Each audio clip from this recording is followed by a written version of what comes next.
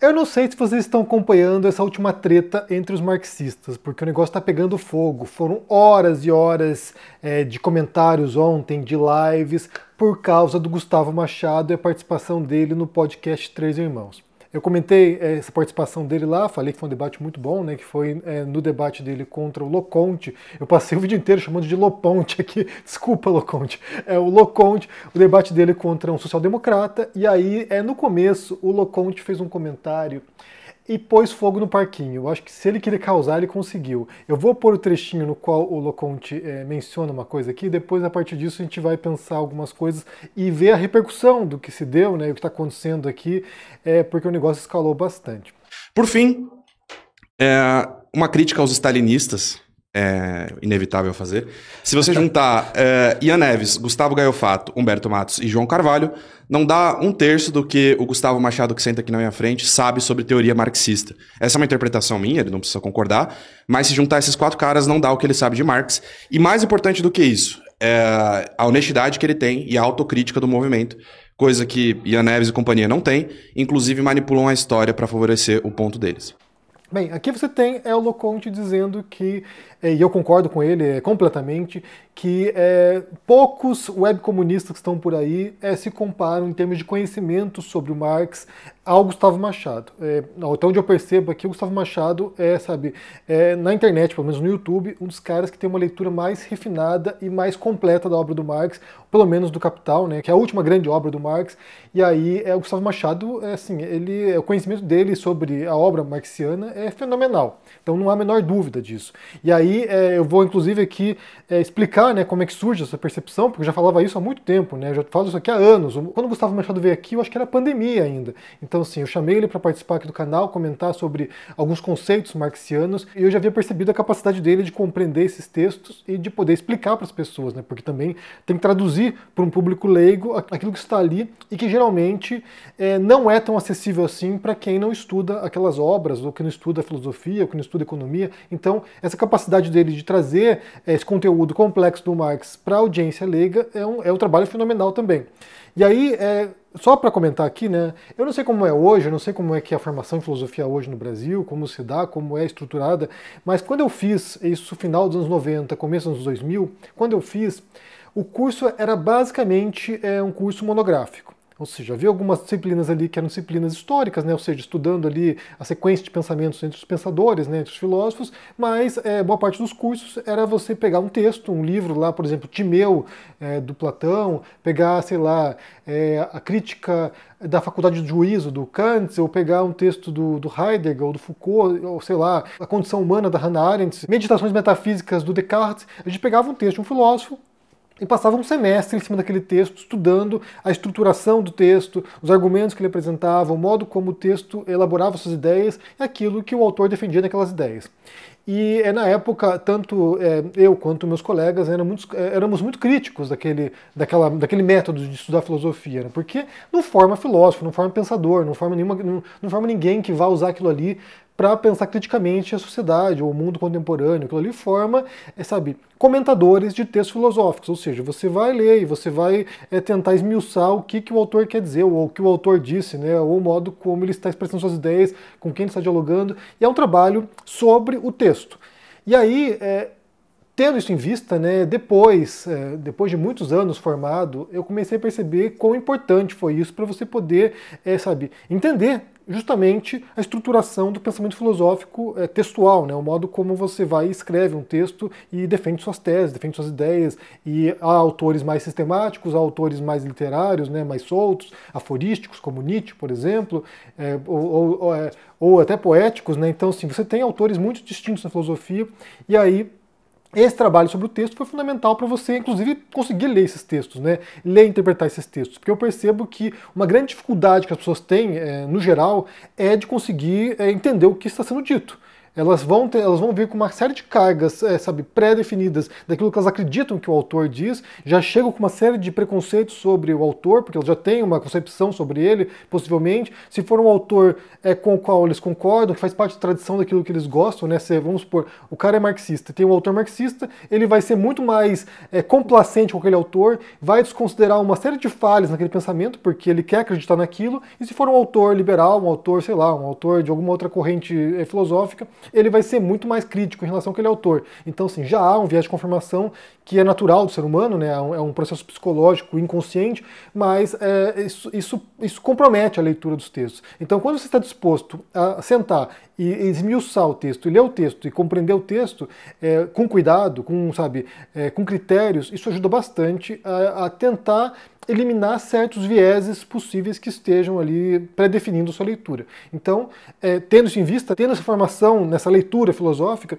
dá para compreender a leitura cuidadosa que o Gustavo faz dos textos filosóficos, dos textos marxianos, pelo menos, né? Ele tem esses preconceitos quando ele vai para outros textos também, quando ele se aproxima de outros autores, ele vai com esse filtro, né? Esse filtro marxista que faz com que ele já leia os textos ali com muitos pés atrás. Então, assim, esse é um problema do Gustavo, mas não apenas deles, de muitos marxistas, que é sempre se aproximar do texto de uma tradição não marxista com esse viés. Mas quando se trata do texto do Marx, dá para perceber como ele tem um cuidado bastante, perceptível. É alguém que lê muito bem o texto do Marx.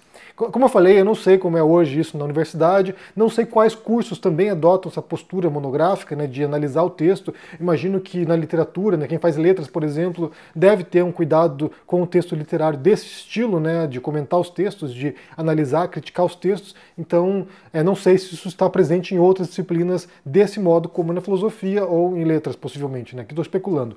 Mas, tendo isso em vista, dá para perceber a leitura que ele faz cuidadosa. E aí, o que o Gustavo fez, quando ele começou a criar o canal dele, aqui a gente fala de alguns anos atrás, ele foi, analisando o Capital, analisando alguns textos do Marx, mas mostrando a fragilidade da leitura de, web comunistas aí, que na época eram canais relativamente grandes no universo comunista, no universo marxista. Eles estavam mostrando a fragilidade da leitura dessas figuras em relação ao texto do Marx. Ou seja, a pessoa se diz marxista, mas tem uma leitura pobre do Marx, uma leitura rasa do Marx, uma leitura incorreta do Marx, uma leitura solta, né? O cara pega um elemento do Marx, mas junta outros autores que não tem nenhuma relação com o que o Marx dizia naquele momento e faz uma salada, uma mixórdia, né? Sei lá, o cara é marxista e é Foucaultiano, tipo, não combina as duas teorias, né? Mas daí querem tentar, socar as duas visões de mundo numa teoria unificada que não é possível. Então, você tem ali alguém que estava fazendo isso, né? Estava mostrando a fragilidade de leituras de alguém, de pessoas como Humberto Matos, como o Jones Manuel, como a Sabrina Fernandes, acho que não chegou a fazer, mas o Ian Neves. Ou seja, ele foi pegando ali algumas figuras, alguns poentes do YouTube marxista e foi mostrando, olha, essa leitura aqui não corresponde à obra do Marx, essa leitura aqui está incorreta, essa visão que ele tem aqui não corresponde aos fatos. Então ele foi desmontando ali alguns marxistas. E aí, muitos deles ficaram putos com o Gustavo, né? Primeiro ignoraram, fingindo que ele não existia. Gustavo ficou produzindo conteúdo, esses caras fingindo que ele não existia, até um ponto que não deu para ignorar mais. Até um ponto que o negócio estourou e agora o Gustavo está em todos os debates, está participando de um monte de podcast, então já não dá mais para desprezar aquilo que Gustavo diz. E aí, eu mostrei esse vídeo no começo aqui, né, do podcast Três Irmãos, e daí o Loconte faz a provocação e o Gustavo entra na provocação, e aí os marxistas ficaram, de cabelo em pé e estão agora alvoroçados, querendo, mostrar como o Gustavo é irrelevante, o Gustavo, ele fez uma tática desonesta, uma tática desleal de ficar atacando os marxistas, e aí muita gente fez reações ontem, e aí eu quero comentar aqui algumas reações, né. A primeira delas foi do Elias Jabbour. O Elias Jabbour, ele foi um dos criticados em algumas circunstâncias pelo Gustavo Machado. O Gustavo Machado tem um péssimo conceito, aparentemente, do Elias Jabbour. Eu quero pôr um videozinho para vocês assistirem aqui do Gustavo comentando e depois a resposta do Jabbour. Vamos assistir juntos aqui. Eu sei que o Jabbour é um cara aí admirado aí na internet por muitas pessoas, né? Até tem umas partezinhas interessantes daquela discussão dele com liberais, só algumas, né? Mas, na boa, ele não é um especialista na China. Me desculpa, não é. Ele é um propagandista da China, tá? Um mero propagandista da China aqui no Brasil. Que não tem conteúdo nenhum. Ele tem armadilhas retóricas. Tem uma da outra. Um pouco diferente, porque eu tô falando de A dificuldade de explicar e a hesitação é produto da debilidade da base em que ele está se assentando. Tá? Isso muda o quê do ponto de vista da forma de organização social, do seu movimento interno, da sua dinâmica interna, se é que você entende o que é forma de organização social, ô Jabu. Fico bastante decepcionado com essa figura, vou ser bastante sincero, tá? Várias pessoas falaram que não, ele tem um conhecimento profundo, né, sobre a China e tudo mais, um cara que estuda há muito tempo, tem muitos livros publicados e tal. Mas não tem muitas novidades aqui, né? Na verdade, só tem uma ressignificação de terminologias, um conjunto de lero-lero, para colocar a China ali como socialista. É uma simplificação, Elia Jabu, para a construção de uma mitologia sobre a China, meu amigo. Tu tá aí construindo uma mitologia sobre a China. Nada mais do que isso. Esse vídeo aqui ele foi compartilhado pelo próprio Jabor ontem, né? Ele publicou um tweet bem longo aqui que ele apagou. Então, assim, hoje eu ia comentar esse tweet, eu ia ler esse tweet para vocês. Ele começava o seguinte, o tweet aqui, olha. Arrogância. Fui muito atacado nos últimos dias por chamar esse sujeito de irrelevante no debate público. E daí ele prosseguia, mas o texto não está mais disponível. Eu tentei encontrar alguém que tivesse dado um print nessa publicação do Jabor, mas não está disponível. Mas ele dizia ali, ao longo do texto do tweet dele, que ele não ia debater com o Gustavo, porque ele era irrelevante academicamente. E aí muita gente estava criticando, mas você debateu com a Renata Barreto, né? Assim, que, tipo, como assim? Ela também não tem nenhuma relevância acadêmica, como assim? E aí pegou muito mal a desculpa que ele deu ali para fugir do debate contra o Gustavo, né? Pegou muito mal, porque se a gente for pensar friamente, né, que relevância acadêmica tinha o Marx na época dele. Não tinha relevância, né? Ele era um jornalista, ele escrevia lá no jornal dele, que ele editava lá, ele não tinha nenhuma relevância acadêmica, ele tinha lá o doutorado, tinha feito lá na universidade, mas não era um acadêmico, não estava atuando na academia, não era respeitado academicamente, não estava sendo comentado academicamente, ele estava atuando, na imprensa e estava atuando na militância. Então, assim, depois que ele vai se tornar uma referência acadêmica, mas não era na época. Então, esse argumento de que não vai debater com o Gustavo porque ele não é acadêmico é muito ruim, porque o Gustavo é um militante. O Gustavo ele é alguém que está atuando, na formação de trabalhadores através da obra marxiana. Então, assim, me parece muito ruim, justamente porque ele já debateu com pessoas irrelevantes na academia. E aí já participou de youtubers também que são irrelevantes, né? Já foi no canal do Humberto Matos, que é irrelevante academicamente também.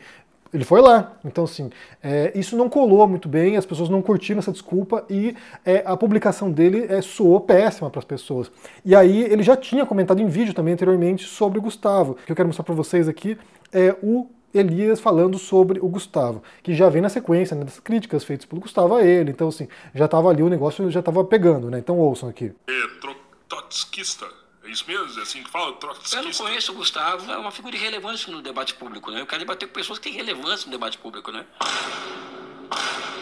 Para eles, é um problema exercitar o poder político. Você vai ter que fazer coisas que não está no manual lá, aquele do Marx, a Revolução Permanente do Trotsky. Teoria muito linda, aquela coisa do o marxismo, não sei o quê. Esses dogmas religiosos, o caso desse rapaz que eu mal ouvi falar, ele ladeia com o que há de mais reacionário na política americana. Ele leva tão a sério a vírgula do capital, teoricista, né? Eu acho que ele é parte de uma seita, se não me engano, né? O Gustavo, né? Eu tenho dificuldade de debater com pessoas que falam do que não conhecem. Eu não conheço o Gustavo. Então... Daí, ele, para justificar, né, as críticas feitas pelo Gustavo, né, Gustavo diz que ele é um propagandista da China, daí ele retruca dizendo que o Gustavo faz parte de uma seita, né? Então, assim, para você ver como é o teor aí do debate elevado que se dá nesse ambiente dos marxistas. Daí, tanto o Jones Manuel quanto o Humberto foram comentar isso, né, porque foram mencionados lá no podcast Três Irmãos. E aí você tem Jones dizendo aqui o seguinte, vamos ouvir juntos também. Eu resumo de maneira bem rápida, Fábio. Veja, é normal nas esquerdas, no campo marxista, a gente ter debates, né? Eu já tive vários debates com Humberto Matos, eu já discordei publicamente dele, ele já discordou publicamente de mim.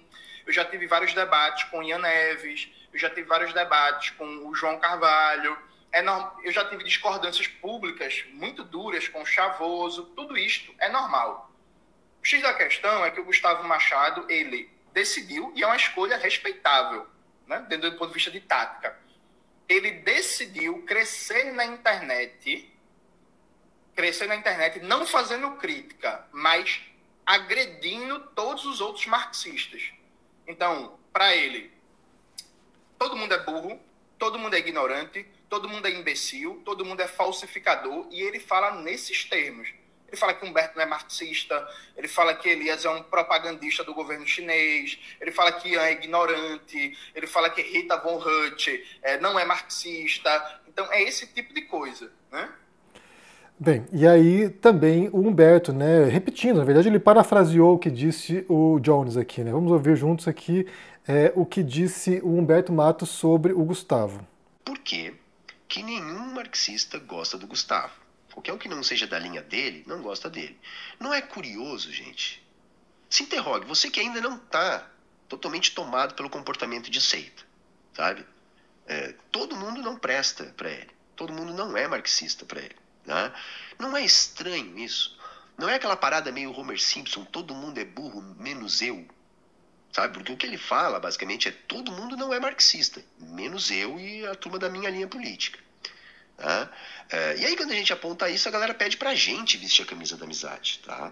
Eu quero apontar o contrário. Então, aí você tem tanto o Jones quanto o Humberto dizendo o seguinte, né? O Gustavo era muito agressivo, né? Então, assim, todo mundo era burro menos ele, todo mundo era ignorante menos ele, todo mundo... só ele é marxista, ninguém mais é marxista. E aí, isso é engraçado vindo desses dois, né, dessas duas figuras, porque é justamente o que eles fizeram, né? Durante anos, o que eles fizeram com canais progressistas, muitos canais progressistas, incluindo o meu, incluindo o do Carlito. Outros canais foram menos impactados porque sempre pagaram pedágio para eles, né? Então, assim, alguns tinham medo da repercussão, né? Alguns tinham medo de confrontar os marxistas, porque há esse comportamento de turba, né? Então, assim, muita gente vinha aqui comentar, então alguns tinham medo de fazer isso, outros faziam concessões, outros tinham até uma boa relação. Então, assim, havia ali um grupo progressista que evitava o confronto com os marxistas, mas alguns não, alguns simplesmente falavam as coisas, criticavam algumas posturas, algumas falas, principalmente no meu caso aqui, as práticas e táticas adotadas por esses grupos. Então, assim, esse tipo de comportamento de achar que todo mundo é idiota, menos eles, era algo que eu apontava e criticava aqui. Até porque eu compreendo, inclusive como essa leitura da filosofia, né, como eu falei no começo aqui, essa prática de você, sabe, se aproximar do texto e ler, eu compreendia que eles tinham uma leitura pobre do Marx, né, e aí quando o Gustavo Machado aparece, ele mostra isso, ele demonstra isso, porque isso aqui é uma coisa que acontece muito, né, e que foi uma das táticas que o Miorin tentou fazer lá no debate contra o Gustavo, que é de tentar puxar você para o universo dele, né, então assim, no caso ali foi uma parte enorme do debate entre os dois, no qual o Miorin tentou forçar o Gustavo a falar sobre Mises, e aí você tira a pessoa da zona de conforto dela, daquilo que ela entende, daquilo que ela estuda, para que ela opere no seu campo, para que ela tenha que lidar com as suas referências. E aí o que os marxistas faziam era isso, né? Eles queriam puxar as pessoas para tentarem operar dentro do mundo marxista, dentro da cosmovisão marxista.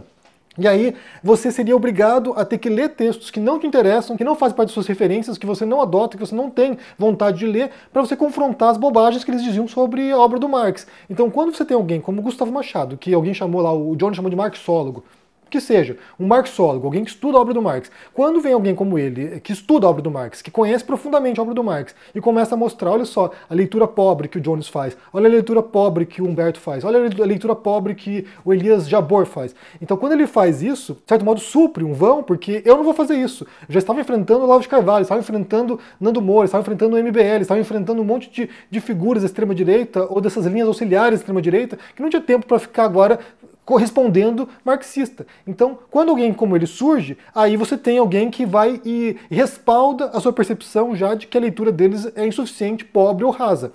Só que daí você tinha a postura deles que era nesse sentido, né? Todo mundo é burro, todo mundo é ignorante, menos nós que somos marxistas e que compreendemos os mecanismos do universo, né? Como o universo, como o cosmo, como a economia, como a política, como a história, como a sociedade, como o mundo funciona, e ninguém mais entende. Quem não é marxista é burro, ignorante ou mal intencionado, né? Ou é um agente do capitalismo, é alguém que fortalece o capitalismo. Se eu não me engano, o Humberto chegou a dizer que eu contribuía para o fascismo, ele chegou a dizer em algum vídeo dele. Então, assim, você tem um grupo que é sectário, ele acusa o Gustavo de sectário, é um grupo que é sectário, que acha que só o umbigo deles que tem a verdade. Então, assim, eles fizeram isso durante anos, né? Atacando vários canais, tentando destruir vários canais, tentaram destruir o Ferrez, ou seja, eles operaram de um modo que é um modo de seita mesmo, operaram como modo de seita para tentar destruir todo mundo que fosse de uma esquerda moderada, de um centro-esquerda, de uma esquerda progressista, que não estava alinhado com as referências deles, que não estavam alinhados com a turba deles.